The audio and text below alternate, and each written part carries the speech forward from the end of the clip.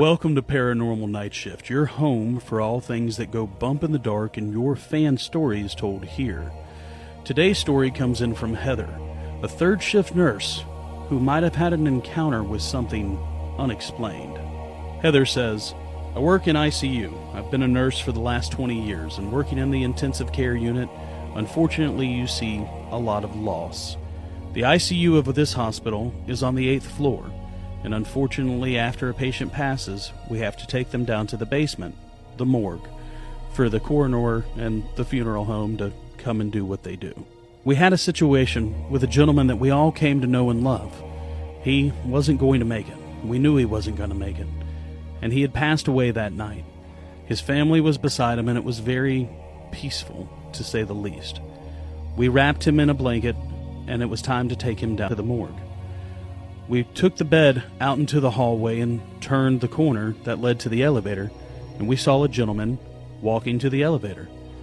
We have a rule at our hospital that when transporting patients, you don't ride the elevator with anyone else. It should just be you. We have a key that actually allows it just to be us. So the man paid us no attention, didn't even turn around to look at us, just got on the elevator, and that was it.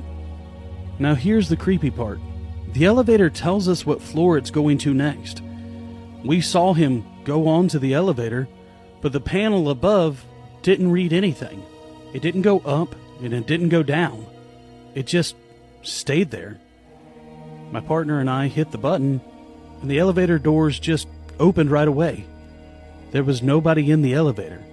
There was no way that we missed him, and we watched the elevator's doors close behind him.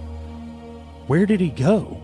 He just vanished. Upon returning to the floor, the call light for room 23, the same room that the gentleman who had just passed away had been in not even 15 minutes ago, kept going off. We figured maybe there was still members of the family there, but they had all gone into the waiting room. The call light continued to go off all night long.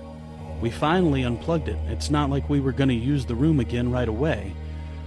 But the light kept going off at the nurse's station, a call for help, over and over again, at the nurse's station. It stayed like this for months, no matter what we did. If we called maintenance, if we called anything else, if we unplugged the light, changed the bulb, it continued to go off at the nurse's station. Maintenance had gone in and rewired, and it still continued to happen. It still happens to this day. Room 23 continues to go off and ask for help. I don't know much more about the man. I know that he lived a great life, and his family was very grateful for everything that the hospital did. They even wrote our manager a Daisy Award, which is the highest award that a nurse can receive. But the room 23 light continues to go off.